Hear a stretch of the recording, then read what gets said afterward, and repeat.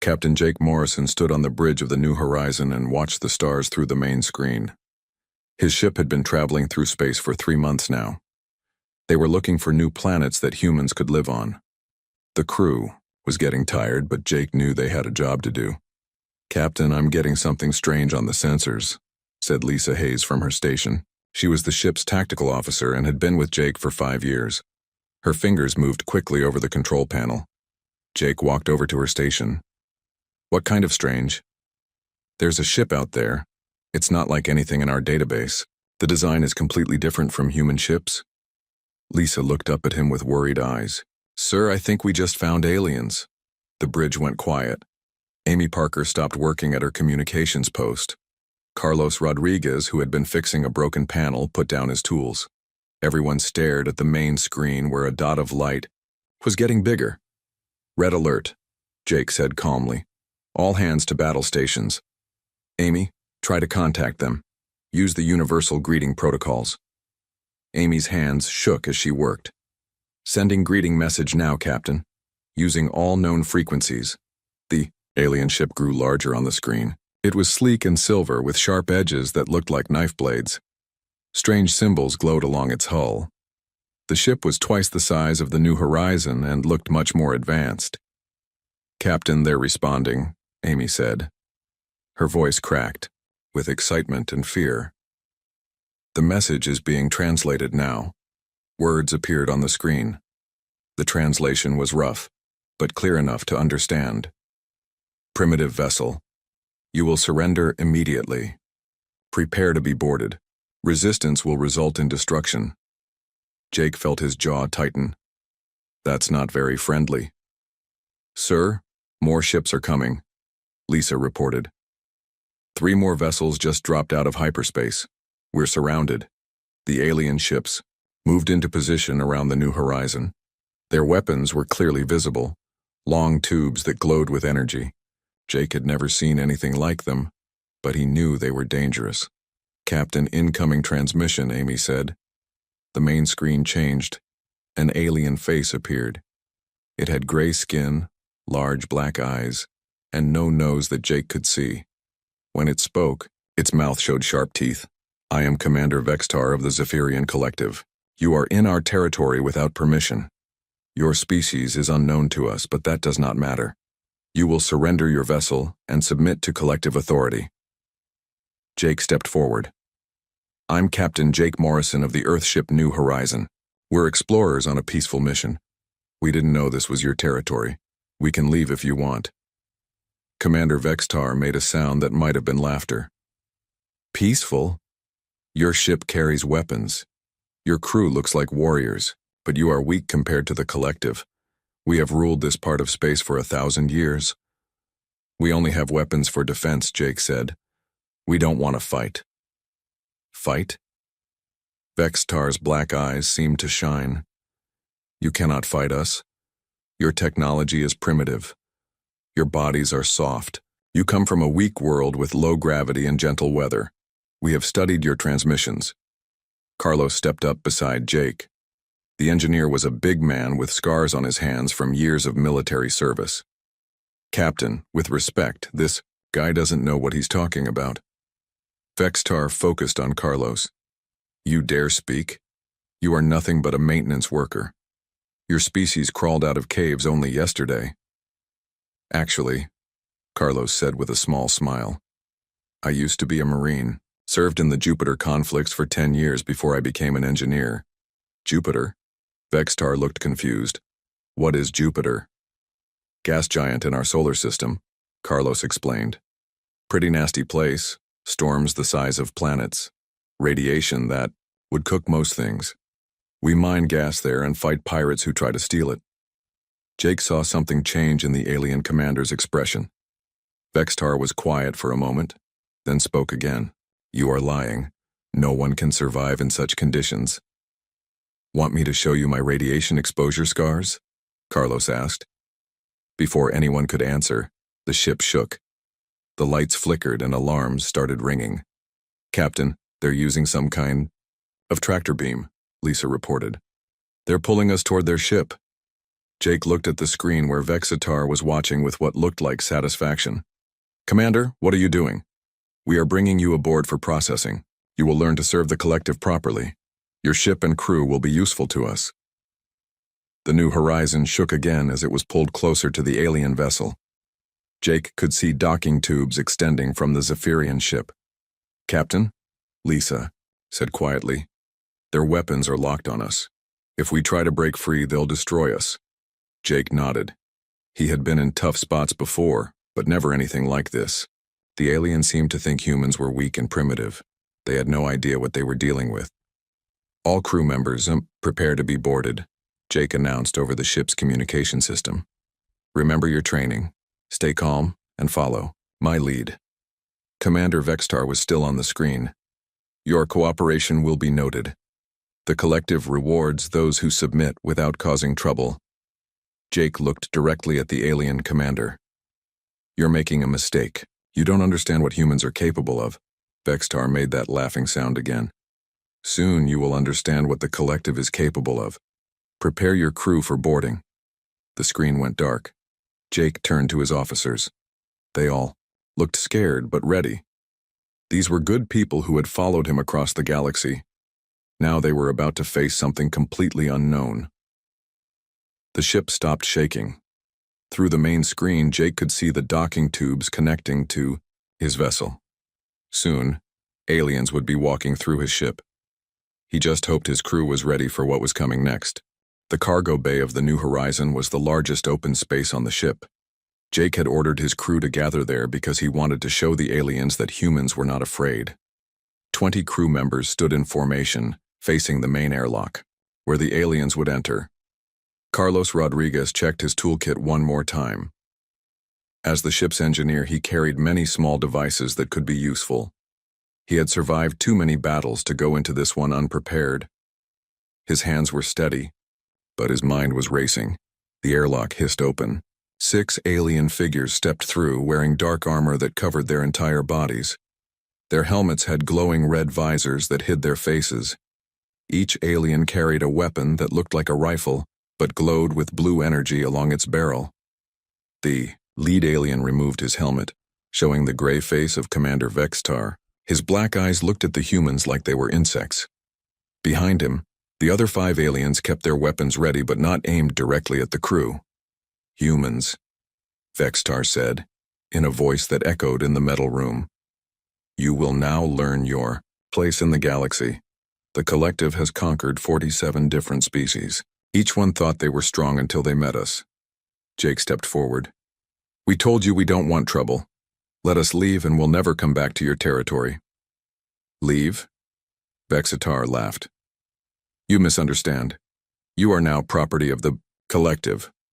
Your ship will be studied. Your crew will work in our mines until they die. This is the way of things." One of the armored aliens stepped forward. Jake could see through his visor that this one had darker gray skin and larger eyes. A name tag on his armor said Kolthek in alien writing. "Commander," Kolthek said, "perhaps we should demonstrate collective power. These creatures seem to think they can negotiate." Vexitar nodded. "Excellent idea. Choose one of them. Show the others what happens to those who do not submit immediately." Kolthek looked at the line of humans. His weapon hummed as it charged up. Blue energy began to flow through tubes along the barrel. Jake felt his heart start to beat faster. The alien's weapon pointed at Carlos. The big engineer didn't move or show any fear. He just looked back at Kolthek with calm brown eyes. "This one looks like a warrior," Kolthek said. "But warriors mean nothing when faced with plasma technology." "Wait," Jake said, stepping toward the aliens. "There's no need for this." "Silence," Vextar commanded. "You will watch and learn." Kolthek raised his weapon. The blue glow got brighter, and brighter until the whole gun was shining like a star. Energy began to gather at the tip of the barrel. The air around the weapon started to shimmer from the heat. "Plasma bolt travels at 1/10 light speed," Kolthek explained, like he was teaching a class. "No biological creature can see it coming. Death is instant and certain." Carlos stood perfectly still. He didn't try to run or hide behind anything. His brown eyes watched the alien weapon carefully. Years of combat training had taught him to stay calm when death was close. The weapon fired. A bright blue bolt of energy shot from the barrel. It was beautiful and terrible at the same time, like lightning made solid. The bolt moved so fast that most people would never see it coming. The air it passed through turned to steam from the incredible heat. But Carlos Rodriguez had spent 10 years fighting in the worst places humans had ever been. His reflexes were trained by gravity that could crush normal people and radiation that could kill in seconds. His eyes tracked the energy bolt like it was moving in slow motion. Time seemed to stop. Carlos could see every detail of the plasma bolt as it flew toward his chest. He could calculate exactly where it would hit and when. His body moved without thinking, trained by years of impossible situations. Carlos reached out with his right hand and caught the energy bolt. The cargo bay went completely silent. The plasma that should have killed him instantly just sat in his palm like a ball of blue fire. Slowly, the energy faded away until there was nothing left but a few sparks between his fingers. Kolthek stared at his weapon, then at Carlos, then back at his weapon. His mouth opened but no sound came out. The other aliens took steps backward, their weapons shaking in their hands. "What?"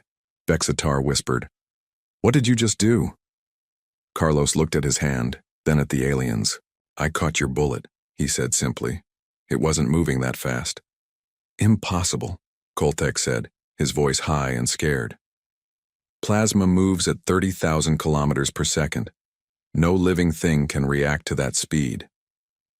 30,000? Carlos looked surprised. "That's pretty slow. Railgun slugs back home move twice that speed." Amy Parker, who had been watching from behind Jake, stepped forward. "Carlos, show them the scar from that railgun fight on Europa." Carlos rolled up his sleeve. A long white scar ran from his wrist to his elbow. "Railgun slug grazed me during a pirate attack. I was lucky to only get this." The aliens looked at each other with what Jake could only describe as terror. Vextar's black eyes were wide, and his gray skin had turned even paler. "You survived a direct hit from a railgun?" Vextar asked. "Not direct," Carlos corrected. "If it had hit me directly, there wouldn't be anything left to scar. This was just a graze when I dodged." "You dodged a railgun?" Kolthek could barely get the words out. Lisa Hayes spoke up from beside Jake. "That's not even his best story. Tell them about the time you outran that plasma storm on Titan, Carlos." "Oh, that," Carlos said, like it was nothing special. "That was just good timing and knowing how to read the weather patterns." The aliens were backing toward the airlock now. Their weapons were still in their hands, but they weren't pointing them at anyone anymore. Vexitar looked like he had seen a ghost. "This is not possible," he said again. "Our science says no biological creature can move fast enough to catch plasma. Our computers cannot even track objects moving that quickly." Jake decided it was time to speak. "Commander Vexitar, I think you've been getting bad information about humans. We're not as soft as you thought." "Soft?" Vexitar looked at Carlos, who was examining his palm for any burn marks from the plasma bolt. "You call this soft?" "Well," Jake said with a small smile, "Carlos is pretty typical for someone from his background. Most of our military veterans can do similar things." "Most?" Koltek's voice was barely a whisper. "Sure," Carlos said helpfully. "Any Marine who served in the outer system conflicts has reflexes like this. It's basic training when you're fighting in high radiation, high gravity environments." The aliens looked at each other again. Jake could see them communicating silently, probably through their armor's communication systems. When they looked back at the humans, everything had changed. We need to report this to Fleet Command," Vextar said slowly. "Good idea," Jake agreed. "Maybe we can work something out that doesn't involve anyone getting hurt." As the aliens retreated to their airlock, Jake heard Kolthek whisper to Vextar, "Commander, if their maintenance worker can catch plasma bolts, what can their actual warriors do?" Jake smiled. The aliens were finally starting to understand what they were dealing with.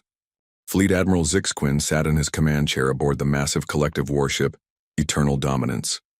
The ship was 5 kilometers long and carried enough firepower to destroy entire planets. He had used it to conquer 12 different star systems over his long career. The report from Commander Vextar made no sense at all. Play the message again, Zixquin ordered his communications officer. The holographic display showed Vextar's gray face, but the commander looked shaken and afraid. His voice trembled as he spoke. Fleet Admiral, I am requesting immediate backup and scientific support. The human species is not what we thought. One of their maintenance workers caught a plasma bolt with his bare hand. Our weapons appear to be completely ineffective against them. Zixquin turned off the display and looked around his bridge. His officers were all staring at him, waiting for orders. These were experienced warriors who had fought beside him for decades, but now they looked confused and worried. Sir, said his tactical officer, perhaps the plasma weapon malfunctioned? Or maybe the human used some kind of shield technology we couldn't detect? Run a full diagnostic on all plasma weapons in Vextar's fleet, Zixquin ordered. And get me a direct line to our science division. I want to know everything we can find out about human biology. While his crew worked, Zixquin studied the data they had collected about human space. The humans had 37 colonies spread across 15 star systems. Their ships were smaller than collective vessels but seemed to move faster. Most importantly, they had never been conquered by anyone. Admiral, his science officer called out, I have Dr. Netheral from the Biological Research Station. She has some preliminary information about humans. The main screen showed a female Zephyrian with the pale skin and large eyes typical of the science cast. Dr. Netheral held a data tablet and looked very concerned. Admiral, I have been studying the transmissions we intercepted from human space. The information is disturbing. These creatures evolved on a planet they call Earth, which has gravity 1.3 times stronger than our homeworld. That doesn't seem like much, Zixquin said. That's just the beginning, sir. Their planet has deadly weather patterns, poisonous plants, and predatory animals that would be classified as weapons of war by our standards. The humans not only survived but became the dominant species. Zixquin felt a cold feeling in his stomach. Continue. Their normal body temperature is 37 degrees Celsius. That's hot enough to kill most collective species. They regularly consume chemicals that would be lethal to us, including something called alcohol, which is literally poison. The bridge went quiet. Everyone was listening to Dr. Netheral's report with growing alarm. Furthermore, she continued, humans appear to heal from injuries that would permanently cripple other species. They have redundant organs, incredibly dense bone structure, and reaction times that our computers said were impossible. How impossible? Zixquin asked. Admiral, based on their military training videos, an average human soldier can react to threats in 0.15 seconds. Our best warriors need 0.4 seconds for the same response. Zixquin did the math in his head. That meant humans were almost 3 times faster than Zephyrians. If that was true, then catching a plasma bolt might actually be possible for them. Dr. Netheral, what else can you tell me about their military capabilities? The scientist looked at her tablet again. This is where it gets truly frightening, Admiral. Humans have been fighting wars for their entire recorded history. They have conflicts that lasted for years, involving millions of casualties, and they considered this normal. Normal? Zixquin repeated.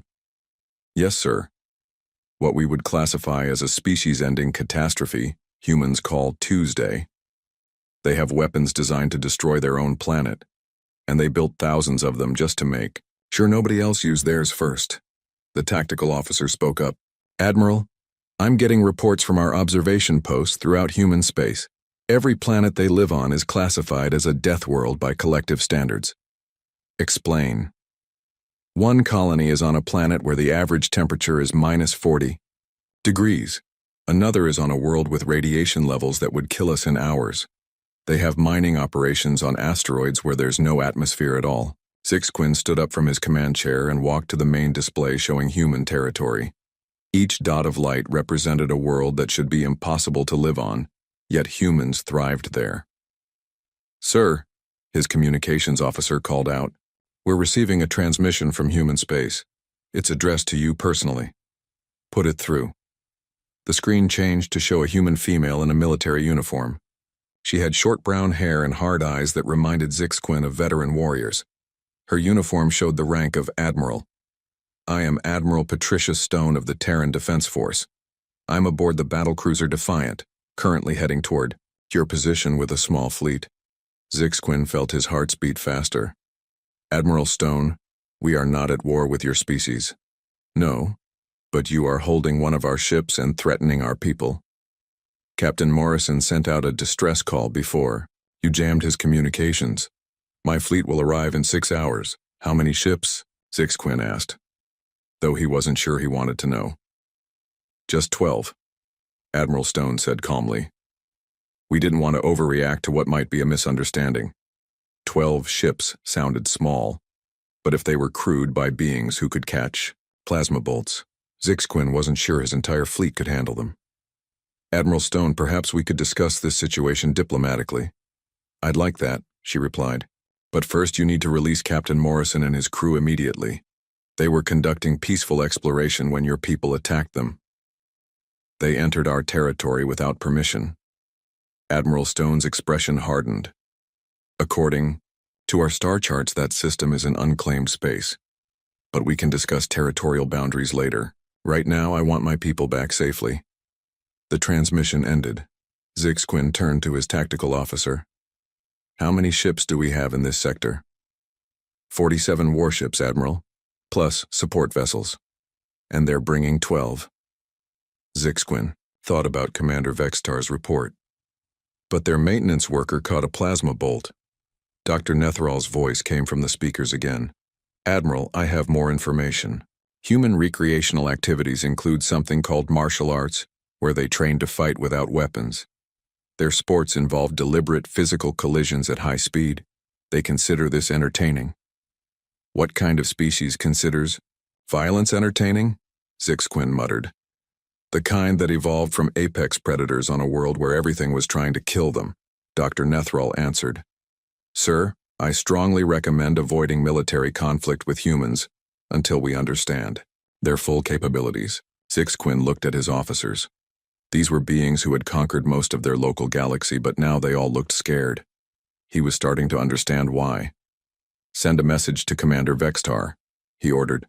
Tell him to treat the humans with full diplomatic courtesy, and find out everything we can about this Admiral Stone and her fleet. Yes, sir, his communications officer replied. As his crew worked, Zixquin stared at the display showing human space. Each planet, each colony, each ship represented people who had grown up in conditions that would kill most other species. And now they were coming to collect their friends. For the first time in his long military career, Fleet Admiral Zixquin wondered if the collective had finally met their match.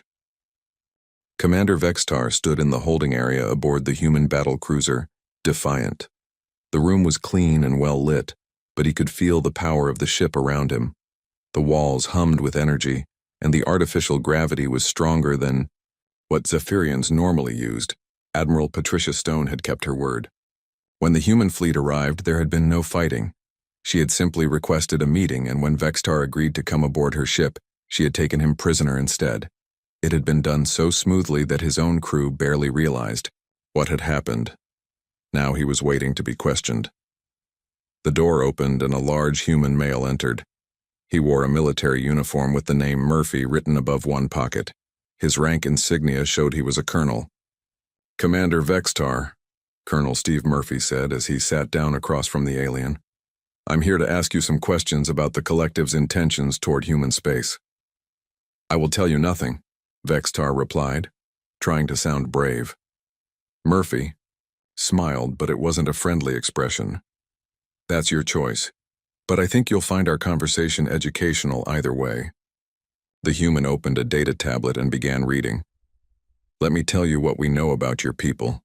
The Zephyrian collective has conquered 47 species over the past 1,000 years. You prefer to attack weaker civilizations and force them to become slaves. We bring order to the galaxy, Vextar said. Primitive species need guidance. Primitive, Murphy repeated. That's an interesting word. Tell me, Commander, what's the gravity on your homeworld? Vextar looked confused by the question. 0.8 standard units. Why does that matter? Earth's gravity is 1.3 standard units. That means I'm carrying around 60% more weight than you are. Just standing here. Murphy stood up and walked around the room. His movements were smooth and controlled, showing no sign of the extra weight he was carrying. What's the atmospheric pressure on your homeworld? Murphy continued. 4.2 units at sea level. Earth is 14.7, not much difference there. But what about radiation exposure? How much can your people handle? Vextar didn't want to answer, but Murphy was staring at him with cold blue eyes that reminded him of the ice planets in the outer rim. We can survive 50 rads of exposure before showing symptoms. Murphy nodded. Humans can take 400 rads and still function normally. Our miners on Ganymede work in 200 rad fields every day. The human sat back down and continued reading from his tablet. Temperature ranges. Your people are comfortable between 15 and 25 degrees Celsius. Humans live in places where the temperature drops to minus 60 degrees, and other places where it rises to plus 50 degrees. Impossible, Vextar said. No biological creature can survive such extremes. Really? Murphy touched a control on the wall. The temperature in the room began to drop. Within minutes, Vextar was shivering, and his breath was forming clouds. In the air. Murphy looked completely comfortable. This is minus 10 degrees, Murphy explained. Normal winter weather in many parts of Earth. I could keep going, but I don't want to actually hurt you. He touched the control again, and the temperature returned to normal. Vexitar was still shivering, but Murphy looked like nothing had happened. Let me show you something else, Murphy said. He pulled out a small device that looked like a communicator. This is a standard field ration heater. Every human soldier carries one. He activated the device and set it on the table. Immediately, Vextar could feel heat radiating from it. The metal surface began to glow red, then orange, then white. This reaches about 400 degrees Celsius, Murphy explained. He reached out and touched the glowing metal with his bare finger. There was a brief sizzling sound, but Murphy didn't even flinch. When he pulled his finger away, there was a small burn mark on the device. Human skin can handle brief contact with extreme heat, Murphy said, looking at his finger where there was a small red mark that was already starting to heal. It's a survival trait we developed on Earth. Vexitar stared at the human's finger. The burn that should have required medical treatment was already fading. You're not even the worst part, Murphy continued. Let me tell you about human history. He touched his tablet again, and holographic images appeared in the air between them. Vextar saw pictures of massive explosions, armies of humans fighting, and cities destroyed by war. This is what we call World War II. It lasted 6 years and involved most of our planet. 60 million humans died. We considered this a normal part of our development. More images appeared. Humans in spacesuits working in the vacuum of space. Humans swimming in liquid that looked like acid. Humans running across terrain that looked like the surface of a volcano. We mine asteroids by sending people out in small ships to drill holes in solid rock while moving at thousands of kilometers per hour. We farm kelp in oceans so acidic they would dissolve Zephyrian bones. We build cities on planets where the air pressure would crush your people in seconds. Vextar felt sick. Every image showed humans doing things that should be impossible.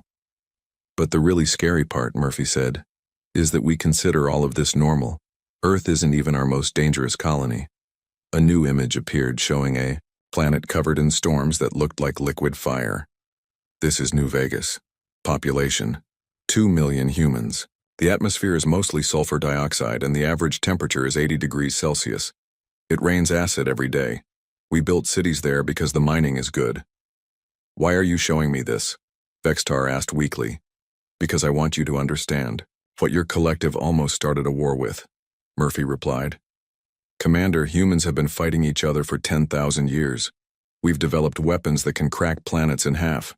We've survived ice ages, asteroid impacts, and plagues that killed half our population. Murphy leaned forward across the table. And now you want to make us your slaves? Vextar couldn't speak. Everything he had believed about human weakness was wrong. These weren't soft creatures from a gentle world. They were something much worse. The human who caught your plasma bolt, Murphy continued, wasn't showing off. He was just reacting normally to a threat. Every human in our military can do the same thing. We train in environments that would kill your people in minutes. What do you want from me? Vextar finally managed to ask. Information about the collective's military capabilities and territorial claims. In exchange, I'll make sure you live long enough to warn your people about what happens if they attack human space. Murphy stood up and walked to the door. Think about it, Commander. Your people have conquered 47 species, but all of those species were weaker than you. What happens when you meet someone stronger? As the door closed behind Murphy, Vextar was left alone with the terrible knowledge of what humans really were. The collective had ruled their part of the galaxy for 1,000 years by being the strongest, fastest, and most advanced species they encountered.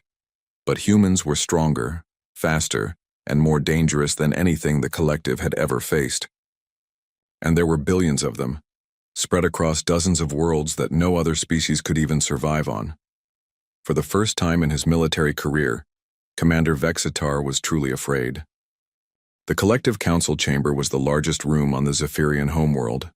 Built from black stone and filled with holographic displays, it was where the most important decisions in their empire were made. Today, every seat was filled with worried leaders. Fleet Admiral Zixquin stood before the High Council, holding a data tablet with the most frightening intelligence report in collective history. Around him, political leaders, military commanders, and scientists waited to hear what he had learned about humans. Honored counselors, Zixquin began, I must report that we have made a serious error in judgment regarding the human species. Hi. Counselor Thexmus, the oldest and most powerful Zephyrian in the room, leaned forward. Explain this error, Admiral. We assumed humans were weak because they appeared similar to species we have conquered before. We were wrong. Humans are possibly the most dangerous species we have ever encountered. Murmurs of disbelief filled the chamber. Several counselors started to speak at once, but Thexmus raised his hand for silence. Continue your report, Admiral. Zixquin activated his tablet and holographic images filled the air above the council table. Humans evolved on a world where survival required abilities we consider impossible. Their standard physical capabilities exceed our best warriors. The first image showed a human child playing on equipment that looked like a torture device. This is what humans call a playground. Their children regularly survive falls and impacts that would kill adult Zephyrians. More images appeared. Humans working in conditions that looked like different versions of hell. Ice worlds, fire worlds, toxic atmospheres, crushing gravity. Every human colony is built on a planet we would classify as uninhabitable, Zixquin continued. They don't just survive in these conditions, they thrive. Their population grows stronger with each generation. Counselor Vexara, the head of military planning, stood up. Admiral, surely our superior technology gives us an advantage? Counselor, their maintenance worker, caught a plasma bolt with his bare hand. Our most advanced weapons are useless against their basic physical capabilities. The chamber went completely silent. Even Thexmus looked shocked. Furthermore, Zixquin added, humans have been at war for their entire recorded history. They have developed weapons capable of destroying entire planets. They built thousands of these weapons and pointed them at each other, just to prevent anyone else from using them first. Dr. Nethral, who had been invited to the council meeting, stood to speak. Honored counselors, I have studied human psychology and culture. What we discovered is truly terrifying. Explain, Thexmus ordered. Humans consider conflict to be natural and necessary. They have a saying, if you want peace, prepare for war. They never stop training, never stop building weapons, never stop making themselves stronger. The scientist activated her own holographic display. This is footage from human military training exercises. Watch carefully. The images showed human soldiers running through obstacle courses while explosions went off around them. They jumped, over barriers, crawled under live gunfire, and carried wounded teammates across terrain that looked like a battlefield. They trained by simulating the worst possible combat conditions, Dr. Nethral explained. What we see here would be considered torture by collective standards. Humans call it basic training. Counselor Morthek, the head of territorial expansion, asked the question everyone was thinking. Are we saying the collective cannot defeat humans in battle? Zixquin looked around the chamber at faces filled with fear and disbelief. Counselor, I am saying we should never find out. A war with humans would be catastrophic for the collective. But we outnumber them, Morthek argued. We have 47 slave species supporting our military. They have maybe 50 billion people total. 50 billion people who consider our death worlds to be vacation spots, Zixquin replied. Counselor, one human maintenance worker defeated our best weapon technology using only his reflexes. What do you think 50 billion trained human warriors could do to our empire? High Counselor Thexmus raised his hand again. The chamber fell silent as the ancient leader considered everything he had heard. Admiral Zixquin, what do you recommend? Immediate, diplomatic contact with human leadership. We need to establish peaceful relations before this situation escalates further. And if they refuse to negotiate? Zixquin took a deep breath. Then we evacuate our border worlds and hope they don't decide we're a threat worth eliminating. The chamber erupted in angry voices. Several counselors stood up and began arguing.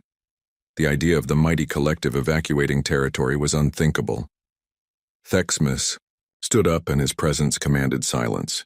At over 300 years old, he had led the collective through its greatest expansion. Now he looked tired and worried. Admiral, arrange a meeting with human leadership. We will negotiate. 3 days later, Captain Jake Morrison and Admiral Patricia Stone sat across from High Counselor Thexmus aboard a neutral space station. The meeting room was simple and functional, designed to make all species feel comfortable. Honored humans, Thexmus began. The collective wishes to apologize for the misunderstanding that led to this crisis. Admiral Stone smiled, but her eyes remained hard. Misunderstanding? Your people attacked a peaceful exploration vessel and threatened to enslave the crew. We were not aware of human capabilities, Thexmus admitted. We made assumptions based on incomplete information. Captain. Morrison leaned forward. High Counselor, we're not interested in punishment or revenge. We just want to make sure this doesn't happen again. What are your terms? Thexmus asked. Admiral Stone placed a data tablet on the table. Full recognition of human territorial claims, establishment of formal diplomatic relations, and mutual defense agreements in case either of our civilizations faces external threats. Thexmus looked at the terms. They were surprisingly reasonable. External threats? Our long-range sensors have detected something moving toward this part of the galaxy from the galactic core, Admiral Stone explained. Something big, organized, and unfriendly. We think you've noticed it too. The old Zephyrian nodded slowly. The collective had been tracking the same signals for months. Something ancient and powerful was coming from the center of the galaxy, destroying everything in its path. The Devourers, Thexmus whispered. We call them the Dark Fleet, Admiral, Stone said. Either way, they're coming, and when they get here, we'll need to work together to stop them. Jake Morrison spoke up. High Counselor, humans and Zephyrians working together could accomplish amazing things. Your technology combined with our unique capabilities might be exactly what the galaxy needs. Thexmus thought about the plasma bolt that Carlos Rodriguez had caught with his bare hand. He thought about humans living on worlds that killed other species. He thought about 50 billion warriors who had been fighting for 10,000 years. The collective accepts your terms, he said formally. 6 months later, Carlos Rodriguez stood in a collective training facility, demonstrating human reflexes to a group of young Zephyrian cadets. The aliens watched in amazement as he caught plasma bolts, dodged energy beams, and performed feats they had thought impossible. Their instructor, a former warrior named Texavol, who had served under Commander Vextar, took notes on everything he saw. His report would go directly to Collective High Command. Recommendation, Texavol wrote in his daily log. Human Zephyrian military cooperation should be expanded immediately. Human physical capabilities combined with collective technology creates tactical advantages we never imagined possible. He paused and looked at Carlos, who was now teaching the cadets basic human martial arts techniques. The alien students were trying their best, but their movements looked slow and clumsy compared to the human instructor. Texeval added one final note to his report. Under no circumstances should the collective ever consider humans as enemies again. Some species are better as allies than adversaries. The approaching Dark Fleet will learn this lesson the hard way. In the depths of space, ancient ships continued their slow journey from the galactic core. The beings that controlled them had destroyed 1,000 civilizations and conquered 10,000 worlds. They believed nothing could stop them. They had never met humans before. The galaxy was about to become a very different place.